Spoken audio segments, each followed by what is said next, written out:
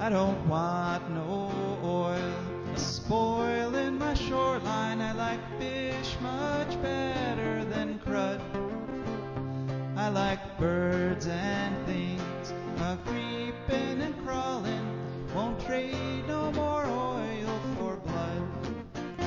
The sun done give us all we need to make this country run. But that black demon oil's got us fussing and fighting, and I do believe it's time we was done. I don't want them nukes run by them kooks who think radioactivity is fun. No more three-headed frogs or kids with leukemia. Nuclear power ain't fit for a dog. The sun done give us all we need to make this country run. But that nuclear power's got us fussing and fighting, and I do believe it's time we was done. No nukes! Good morning, Toledo, and good afternoon, Columbus, and hello to those of you listening on the internet, wherever and whenever you are. My name is Joe DeMar, and you're here with me and my co-host, Rebecca Wood. And you are listening to For a Green Future. For a Green Future is a show where we talk about the environment and ecology, and we talk about them in terms of how they affect you, your family, your health, your wealth, your pocketbook, your state of relaxation or stress. And we are very happy to come to you every week, and we're very happy when you join us on this show at 866-240-1065. It's a call-in show, and we will talk about any sort of environmental issue that you want to talk about.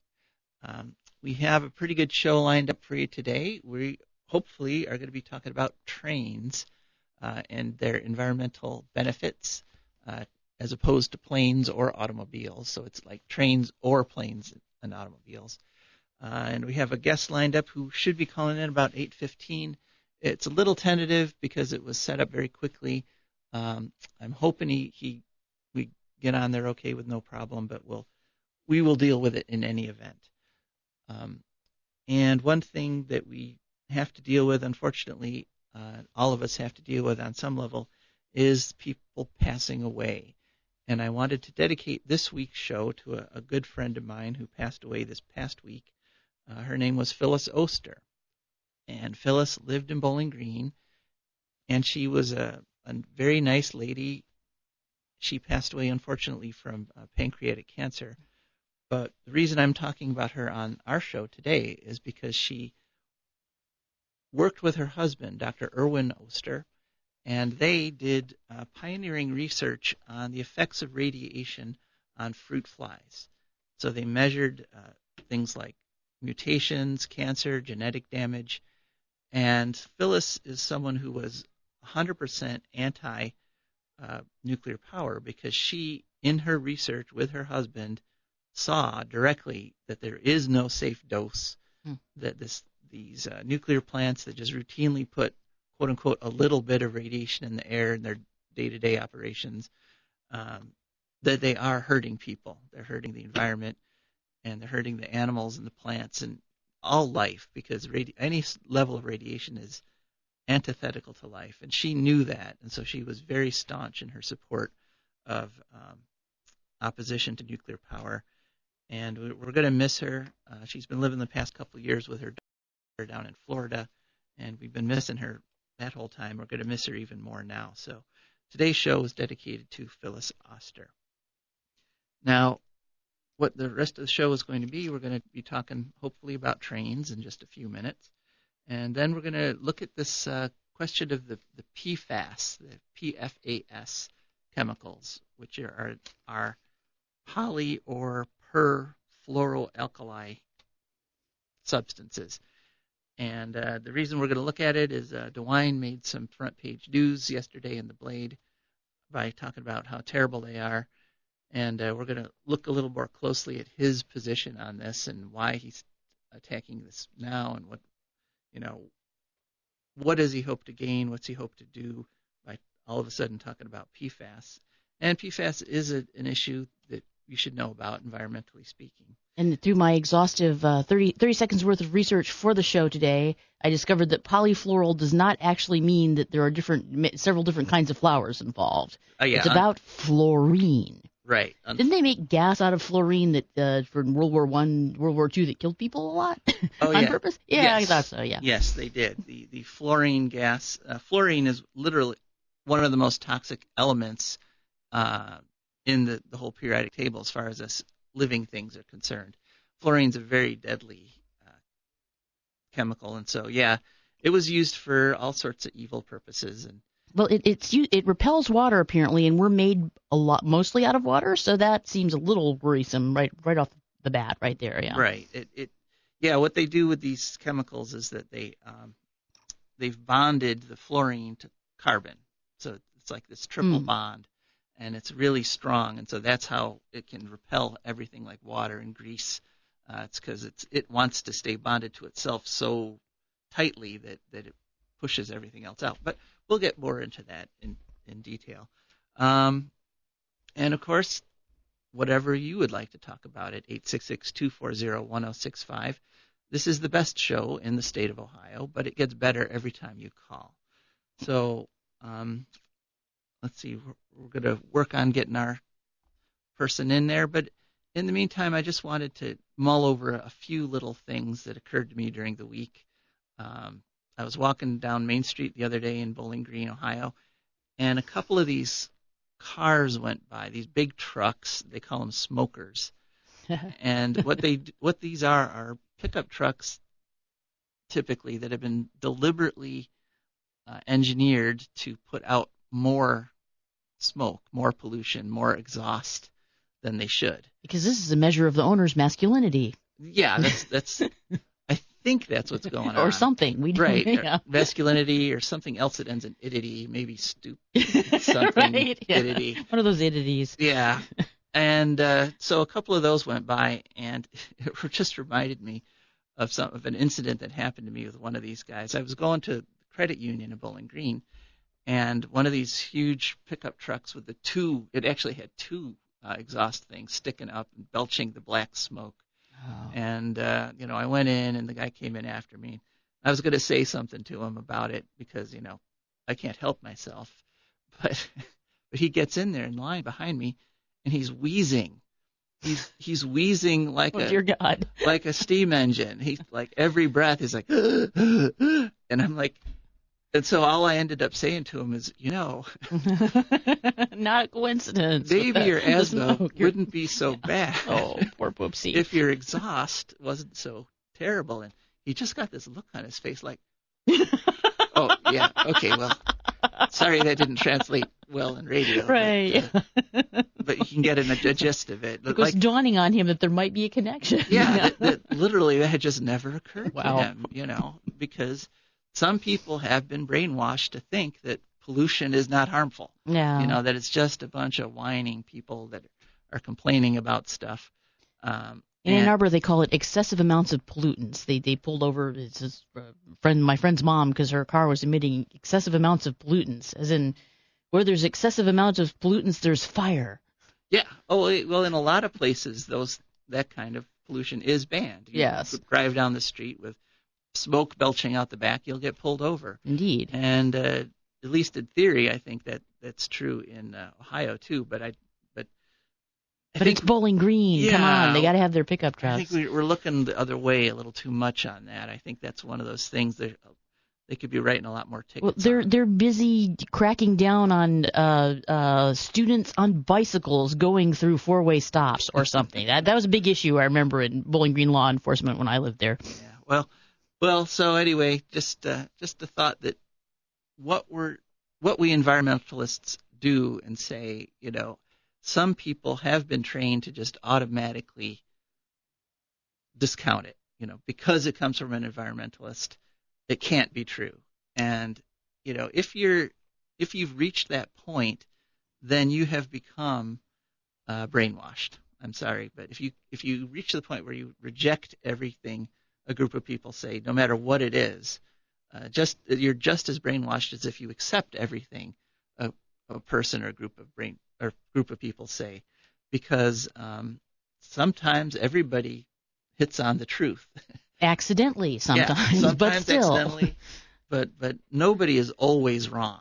Okay. I remember hearing, somewhere I heard that when the passenger pigeons, when we were just about running out of passenger pigeons, because they used to fly over and people would just shoot massive quantities of them in the 1800s, it was considered to be sort of sacrilegious to suggest that we could alter God's creation to the extent of wiping out an entire species, because that was saying you were more powerful than God or something. I don't know.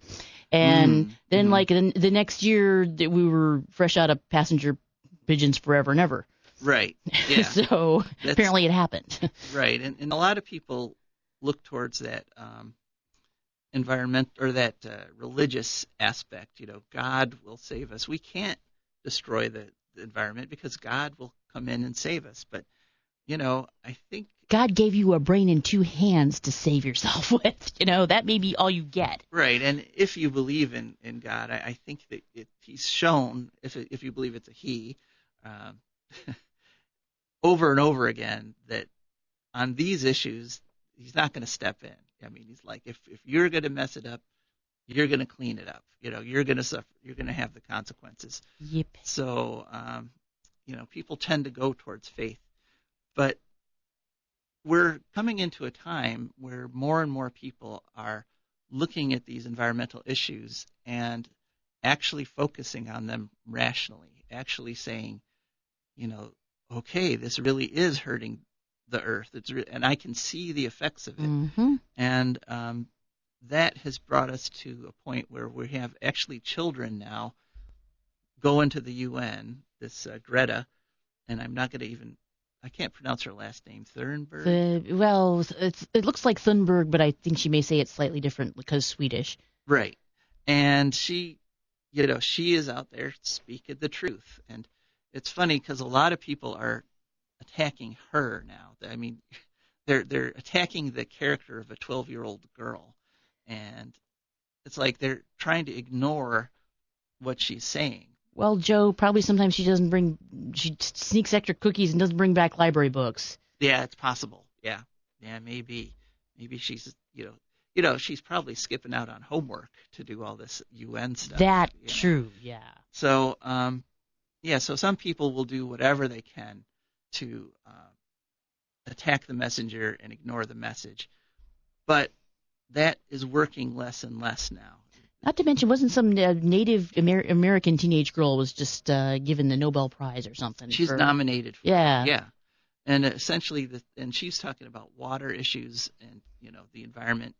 And so this is really encouraging to me that this is happening more and more. It's becoming, once again, it's becoming acceptable and encouraging to talk about ecological things and the environment. That's pretty cool. I do not remember her name. I'm sorry. I'm not good at remembering names, but her outfit was snazzy in a big way. Oh, yeah. It was a beautiful outfit. All right. We are going to, let's see. This is the time our guest was hopefully calling in. I'm going to ask our technician, our wonderful technician, Russell, to actually give him a call and see if he's available. And in the meantime, but the reason I wanted to talk about trains is because trains are really, ecologically speaking and carbon-wise, trains are fantastic compared to other forms of travel. And, I, as you know, drove in my Chrysler Pacifica hybrid this morning, so I, quote-unquote, didn't use any carbon to drive in and get to the station, which is wonderful. But I still used a lot of energy to just drive this several tons of metal just for me to go from one spot to another. And a lot of the electricity did come from carbon sources. Very true. In Bowling Green, we've got 40% renewable, but that means 60% still coming from things like coal plants. So trains are fundamentally more energy efficient than than any other sort of travel. And the reason is because it's a very simple reason, physics-wise, and that is friction. So my Chrysler Pacifica hybrid, every area of where the rubber meets the road, where the tire is on the road, that's a point of friction. And you can look at the friction for an automobile tire. It's like roughly, 8 inches by 4 or 5 inches. So each tire has like 40 square inches. And you've got 4 of them. And so all that friction is happening every moment that you're on the road. If you look at a train car, they're on those rails, those narrow little rails, and they've got those little metal wheels, which metal on metal does not actually have much friction. Wow. And the area of the wheel, where the wheel hits the rail on a train car, is tiny compared to a car.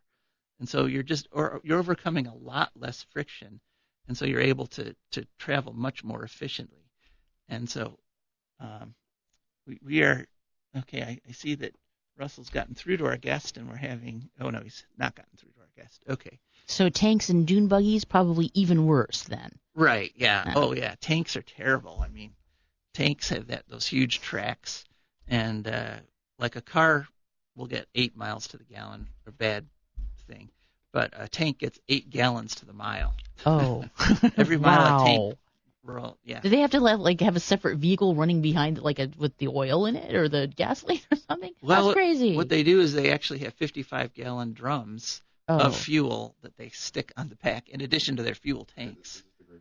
So which doubtlessly slows them down even more. And right. Interferes with, wow. Yeah. So trains are great, and they're okay. And a person who also agrees with us that trains are great. And we have him, our special guest is on the line. Hello, welcome to For a Green Future. Thank you. I'm glad to be on. All right. Could you please introduce yourself? And I'll introduce us to you. You're speaking with Joe DeMar and Rebecca Wood. And just tell us a little bit about yourself and the organization you're with. And let's get talking about trains. Okay, well, that's I would love to do that. I got to wake up this morning, though. It's early on Sunday morning. My name is Tim Porter. Excuse me. I'm the chairman of Northwest Ohio Passenger Rail Association. It's an advocacy group that is there to push for passenger rail and even streetcars so that we can have a better public transit in Northwest Ohio. Oh, yes. We're very big on public transit here at For a Green Future because it turns out that public transit, the quality of the public transit, is one of the best determining factors to see if people in an area can get themselves out of poverty or not. So, and Toledo used to have a wonderful streetcar system. We're glad you're out there advocating for trains and streetcars. Well, thank you. How can what questions can I answer for you, or what kind of information can I provide for you? Well, we'd like to compare the environmental benefits of trains to other forms of transportation like planes or automobiles. And so if we could talk a little bit about that, and then we'd also like to see if there's any recent developments or anything going on right now in the idea of promoting rail travel.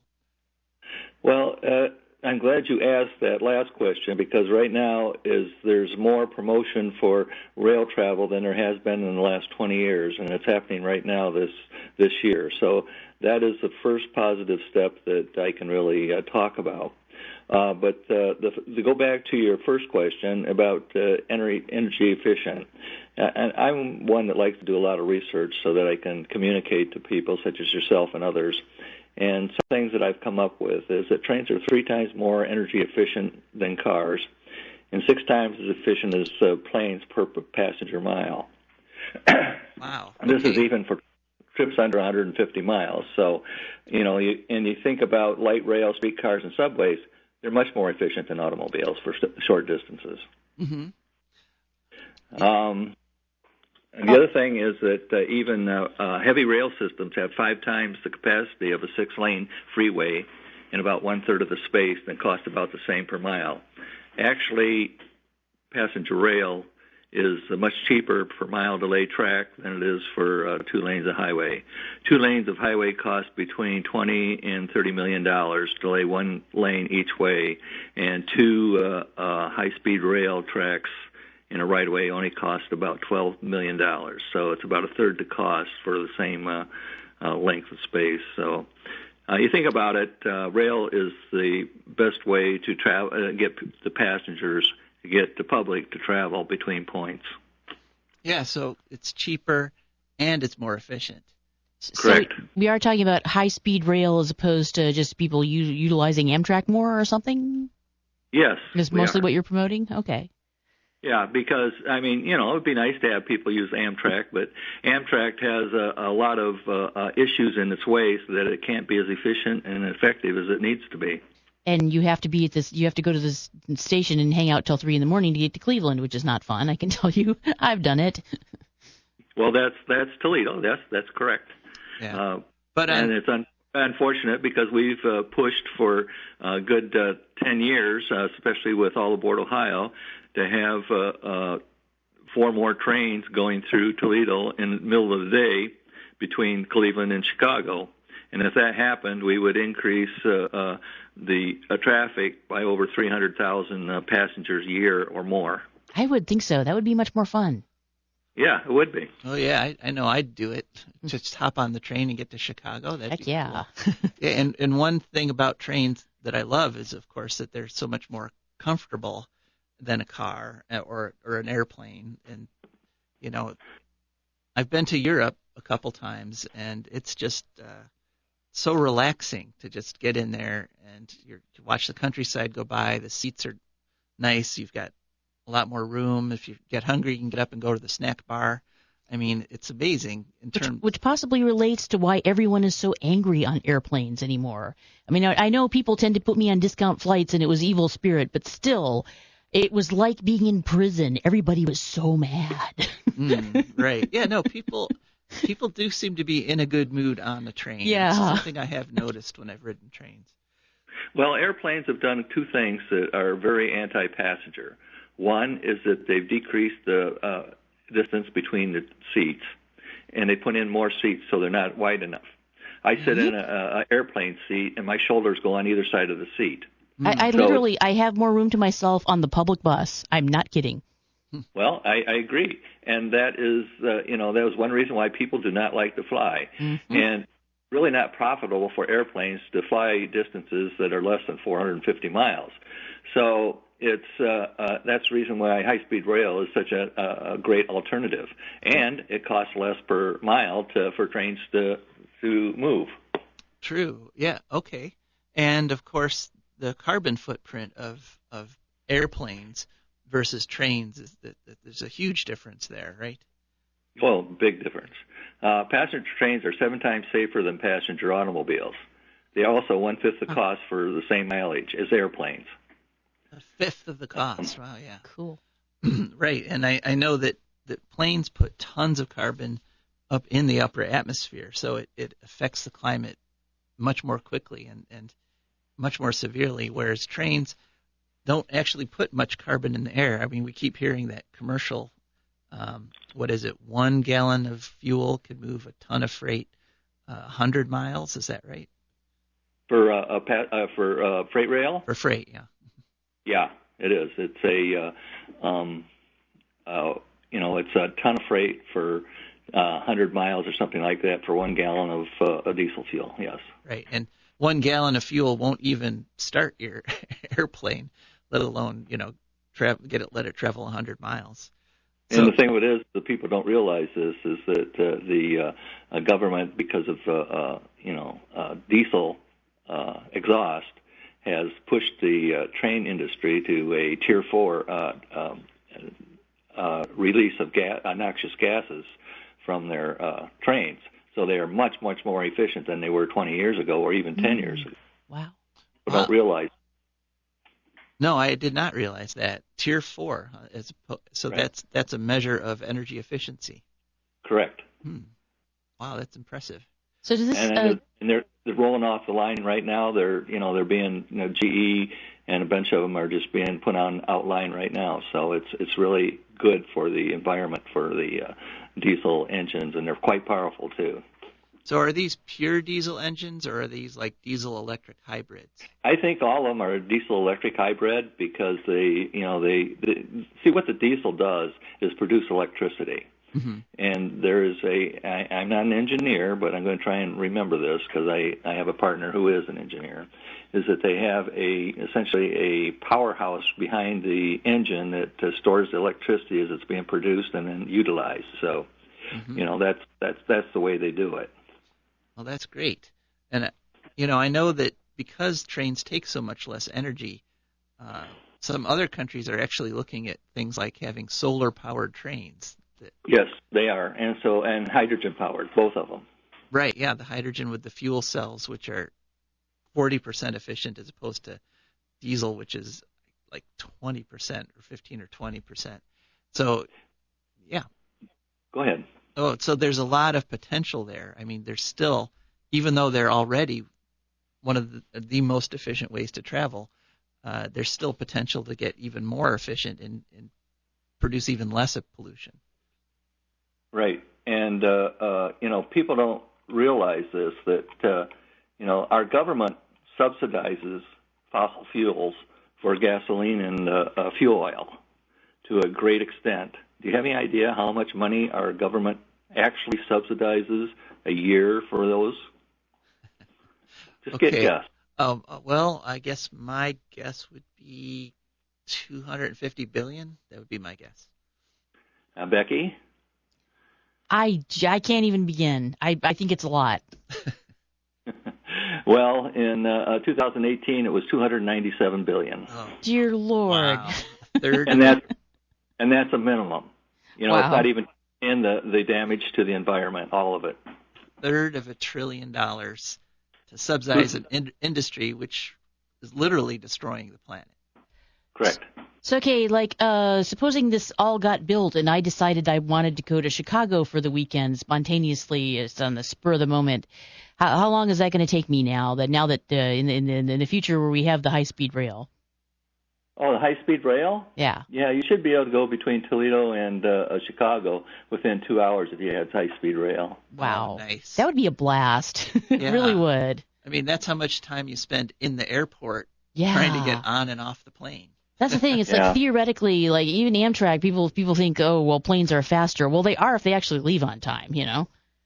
Well, and the thing with this, you got to get to the airport early, about an hour early before you can get on the airplane.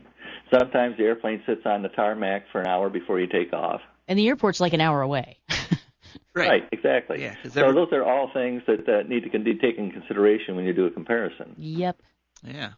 Okay, so you say there's some exciting developments recently on train travel. Well, you look at Brightline and Virgin Rails down in Florida. Ooh.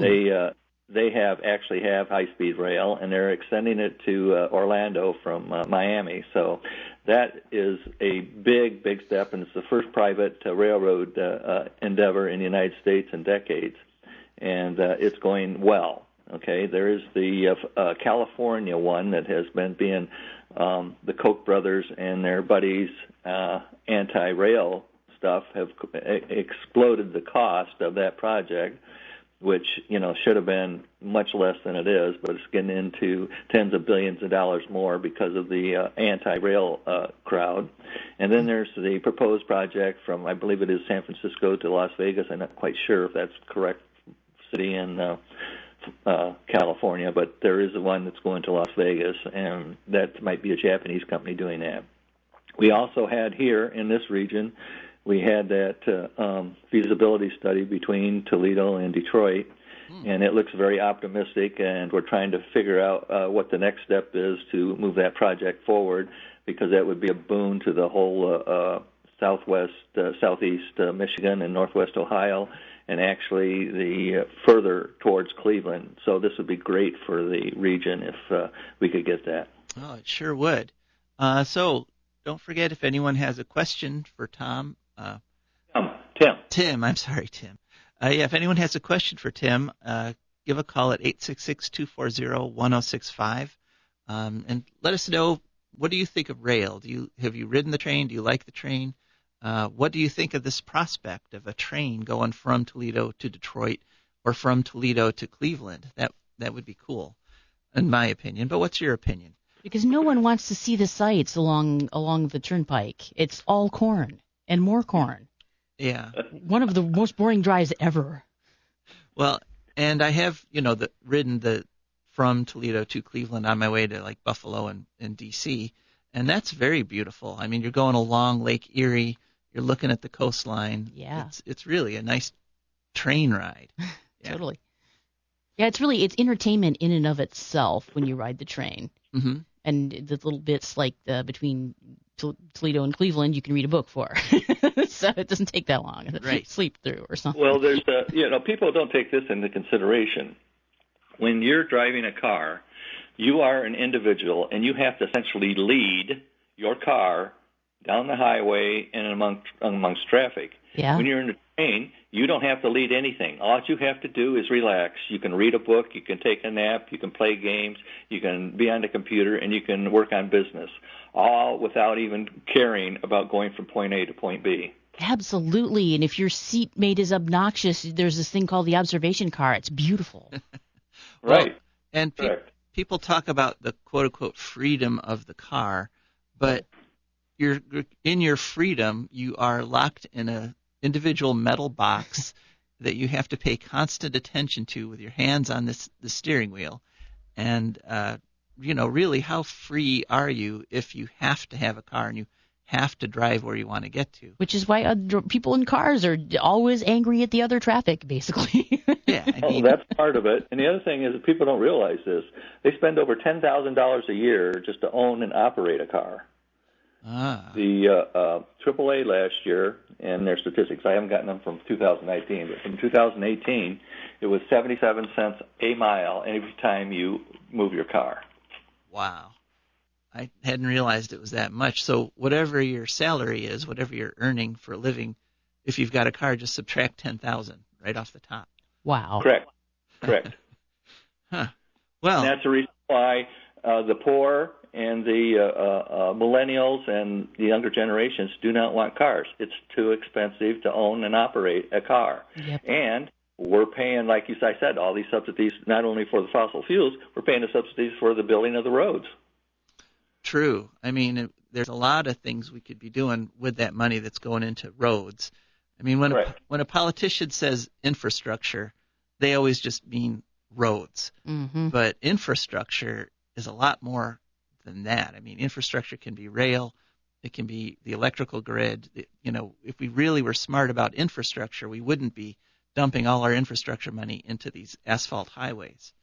Correct. And asphalt has to be replaced every 5 to 7 years, depending upon how well and how heavy the traffic is on the road. Trucks on asphalt roads just tear them up terribly, and it makes it about every 5 years they have to be refinished or something or other to maintain them. Well, around here in Toledo, it's every year and a half, I think. Yeah, I think they're just using Monroe for practice, for a school to show people how to build roads. Because every year they tear it up again, I swear. Yeah.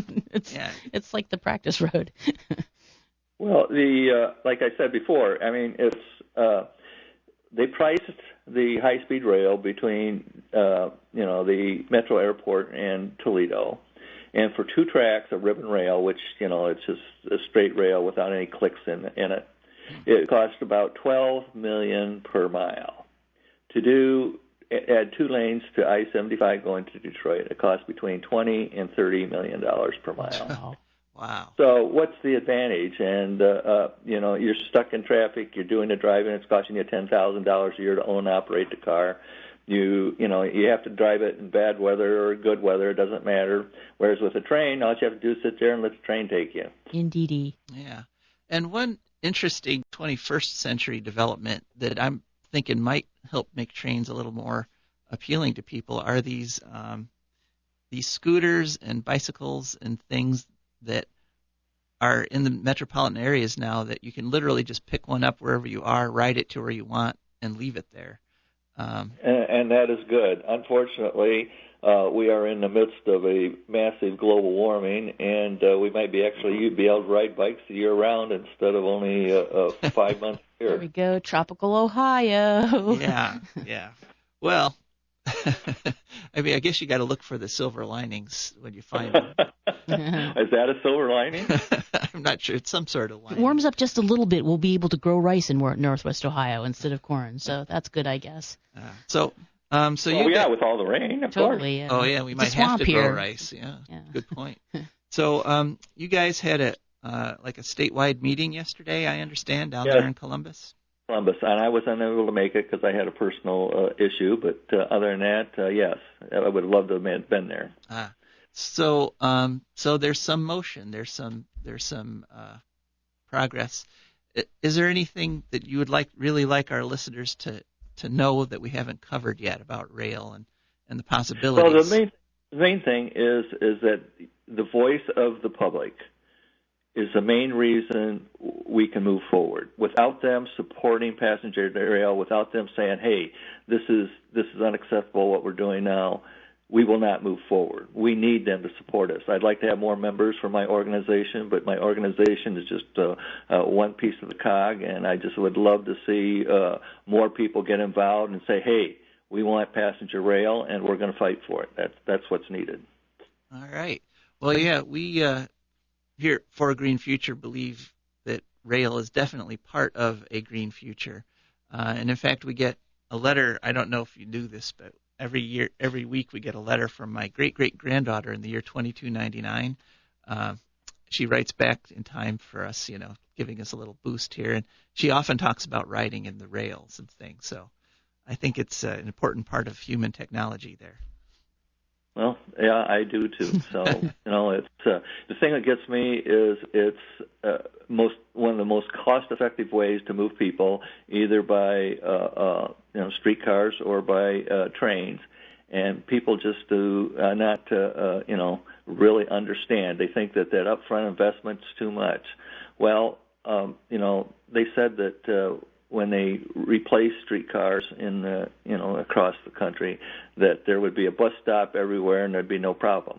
Well, a couple things they didn't realize is that bus stops change from point A to point B, so they are not placemaking. Whereas streetcars, once you put in the tracks, people like to be near the streetcars. Okay, that's something that the buses did not stop, and people prefer to ride and walk with streetcars than they do buses.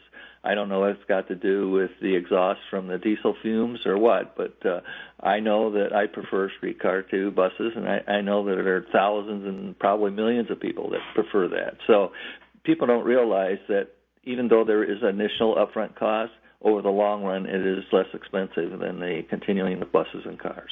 All right. Well, thank you very much, Tim Porter. I got your name right that time. Yay. Yes, you got it right. Such a complicated name. But really appreciate your joining us and talking about trains and how they're going to be part of a green future. I appreciate it. Sure, and if there's other developments, we'd be probably happy to have you back on, because this is something that, as you say, this is something that needs to happen. That we need to stop these cars and start more trains, and I'm just glad that you're out there fighting for that. Yeah, keep us posted. Well, I will, and I thank you for having me on, but there's one last point I'd like to make. Sure. That even though, there is a cult for cars, they need to realize that trains are not going to replace cars for at least 30 to 50 years. So, if you're into cars, fine, you're going to have cars. But let's have trains too. Totally. Well, I might disagree with your timeline. I think we could probably phase cars out a lot quicker than 30 years, but we agree that we want to put. Well, it would be nice, but let's be realistic, and that's where I'm coming from. Plus, they could be an experience that you pay extra for and get a box lunch and get to tool around in your car in a group and have a picnic or something. Like trains are now.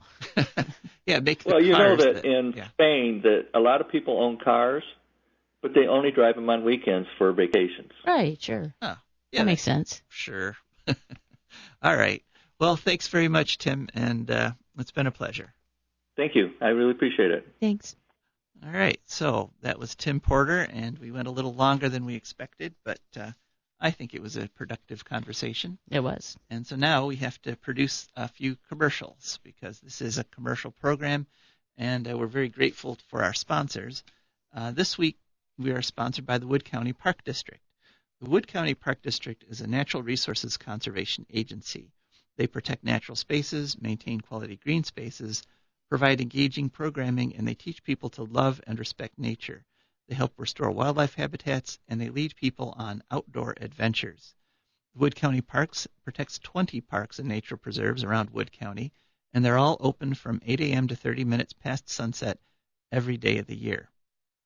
If you want to find out what's going on at Wood County Parks, you can check out their website, which is www.wcparks.org, or you can call them at 419-353-1897. And you can, as I just did this past week, you can download their app, which is you just go to your app store and look up WC Parks. And that's a really good one because it's listed by park. And so you can just say, well, what's going on at this park this week? And you can tap it and it'll show you all the events and so forth. And something that is going on in this coming week is I had it right here. Well, there's a Eco-Lit book club coming up shortly, and so that's always fun. And they're having a meeting of the Friends of the Wood County Parks, which is an organization that helps with donations and volunteers. And so if you go to their website, wcparks.org, and look that up, they're going to have a luncheon where you can go and you could go to one of the parks and have a nice lunch and hear a speaker who's going to be talking about the historical significance of the Black Swamp. And it looks like a good time, even if I suppose you could just go and get the lecture and not actually become a friend of Wood County Parks, but check out the Wood County Parks. They are a great organization, and we're happy to have them as a sponsor. Our other sponsor is DeMar Consulting. DeMar Consulting is a computer consulting company. They will come to your home and help you with your computer problems. Maybe your computer's just being really, really slow all of a sudden. Maybe your computer's not letting you do things that you want to do, and you're getting error messages when you try to use the internet. That's the kind of thing that they can help you out with. DeMar Consulting is a consulting firm where everybody has a degree in computer science so that you know that they know what they're talking about. And there's two ways to get a hold of DeMar Consulting. You can call them or text them. So I guess there's three ways. Call them or text them at 419-973-3000. That's 419-973-3000. Or you can go to their website, which is demarconsulting.com. DeMar is spelled D-E-M-A-R-E, then the word consulting.com. There's no dashes or hyphens or any of that fancy stuff, just a straightforward demarconsulting.com. So please frequent our sponsors and help out with the show here. And if you would like more information about supporting the show yourself directly, you can go to patreon.com and become a patron at Patreon. And Patreon is spelled P-A-T-R-E-O-N. And you can go there, and there's just information about different levels of patronage. And Becca and I really appreciate our patrons. They are definitely helping to make this show possible. All right. So, and this show is all about the possible, about our possible green future. And one of the things we are kind of running low on time, although we do have time to take a call or two. But one of the things that I wanted to talk about, I think I'm going to kind of skip ahead a little bit, and I'm going to go right to our letter from the future that I mentioned before when we were talking to Tim. This is a letter from my great-great-granddaughter, Marie I., and from the year 2299.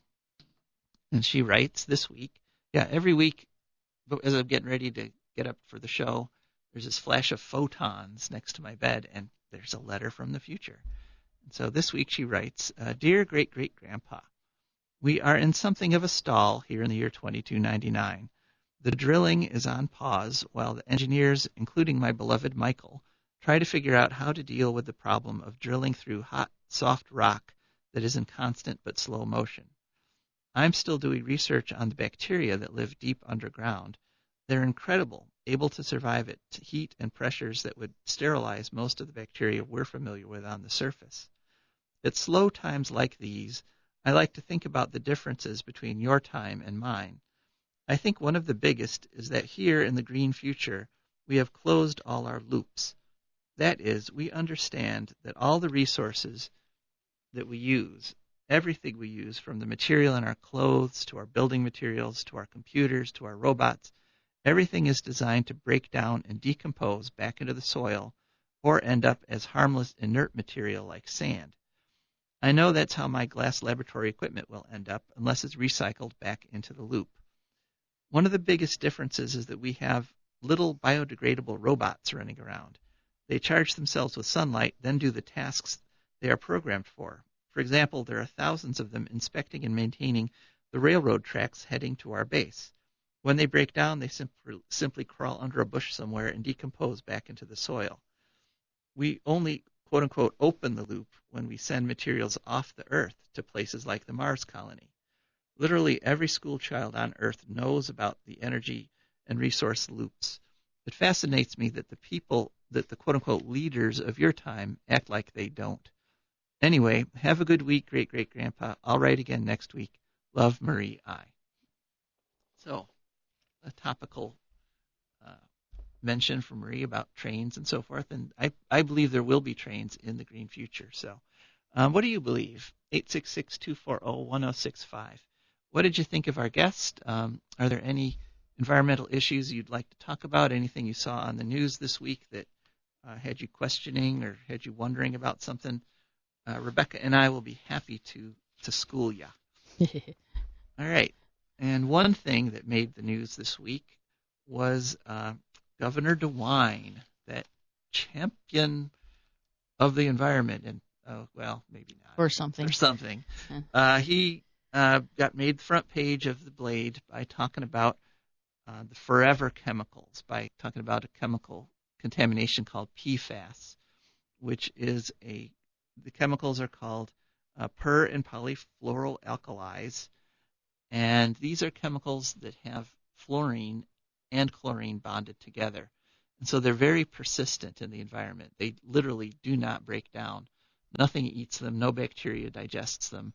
And so as long as we keep putting more in, it keeps accumulating. And these chemicals can affect us. They can cause kidney damage. They can act like hormones and cause problems with reproduction. They've been shown to be harmful. And the most frequent use for these were nonstick coatings on frying pans and things like that. So if you were ever using one of those nonstick coatings and wondering, I wonder if this is good for me, the answer was no. Yeah, it was not good for you or anybody else. Especially when you accidentally scratch the fork and it starts to come off in these big strips, and you're thinking, should I be having these in my eggs? Right. Should I eat this? And the answer was no. Yeah, no. But I know a lot of us just went ahead and ate them exactly. Anyway. I mean, there's the food right there. Right. You're literally just going to throw it away. Yeah. So, but there's some political aspects to what DeWine is doing here. Yes, it's good to be concerned about the PFAS contamination, especially up in Michigan. They're having terrible problems with it. A lot of wells are contaminated. A lot of drinking sources are contaminated. But we have to remember that DeWine is no environmental champion. And so when we hear a Republican especially talking about the environment, you kind of have to look twice and do a little analysis of, okay, why is he talking about this issue? I mean, he just signed House Bill 6, which puts tons of pollutants into the air every year by the coal plants down in southern Ohio and Indiana. So he personally is responsible for tons and tons of pollution. Now, the thing is, the average Republican, just like the average human being, doesn't want to pollute the environment. They want a clean environment. We all do, with the exception of the few people that are making money messing everything up.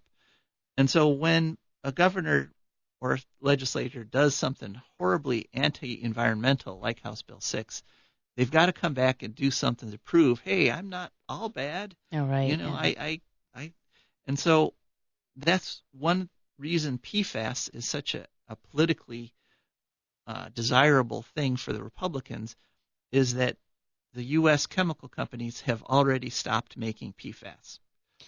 So essentially, he just brought us a bouquet of flowers after punching us in the eye, is what you're saying. Well, kind of like that. Yes. Yeah. Yes, exactly. These are the I'm sorry, but as typically Republicans do when they look at an environmental issue, what he's proposing right now is studying it. Okay, we need to study it. We need to spend tens of millions of dollars and take years to study the problem.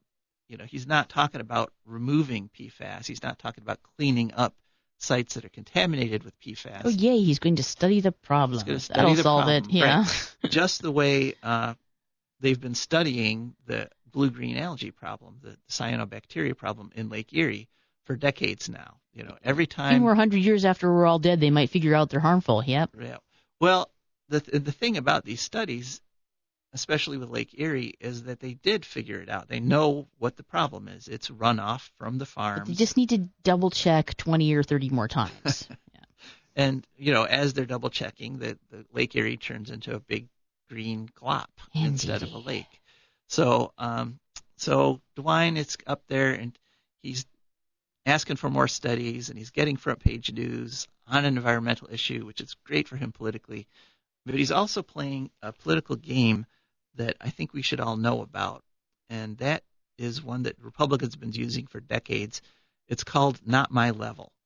Right. And what it is you have a state governor, someone at the state level, who's talking about PFAS, and what he's doing is he's urging the federal government to do something about it.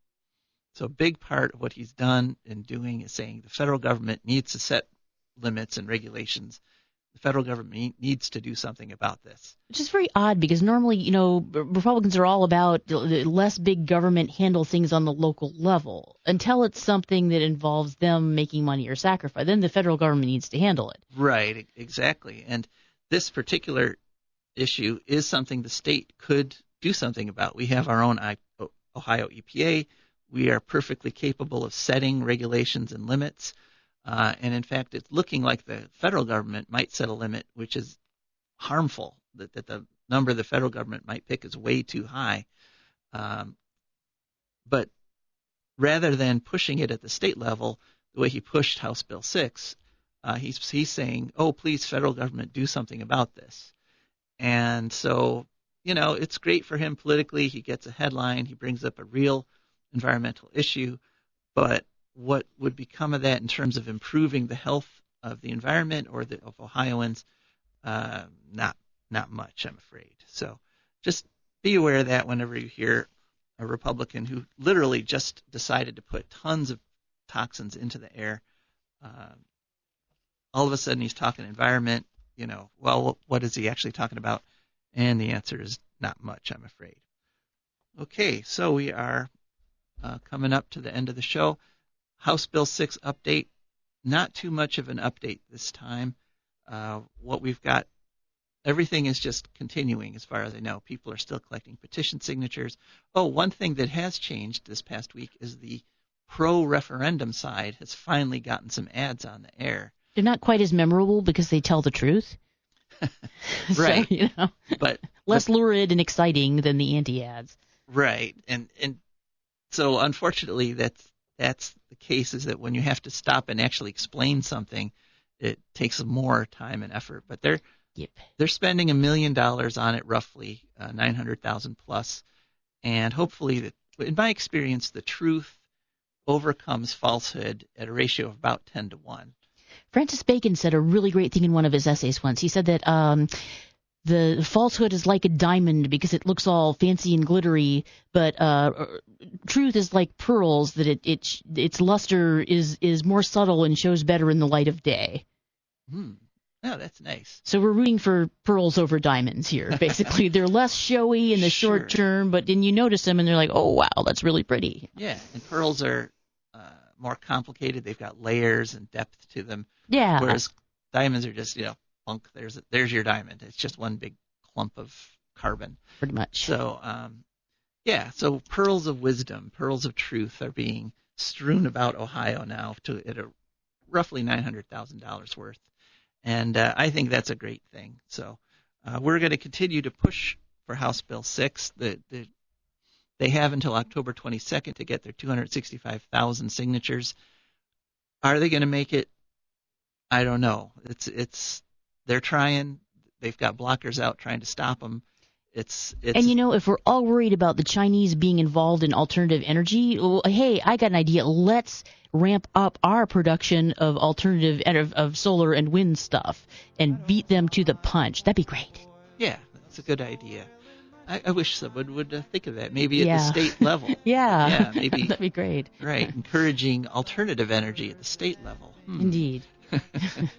Then you'd actually have an environmental governor. That would show those Chinese. Yeah, the Chinese would be like, oh man, we were all set to take over their grid. Now they've got wind turbines everywhere. Damn. Oh, darn. Okay. Well, thank you very much for listening. We've come to the end of the show. We've had a great time. Rebecca and I really appreciate your listenership and your sponsorship. And don't forget, you can check us out on patreon.com. Just search for a Green Future. So this is Joe DeMar and Rebecca Wood signing off. Who think radioactivity is fun? No more three-headed frogs or kids with leukemia. Nuclear power ain't fit for a dog. The sun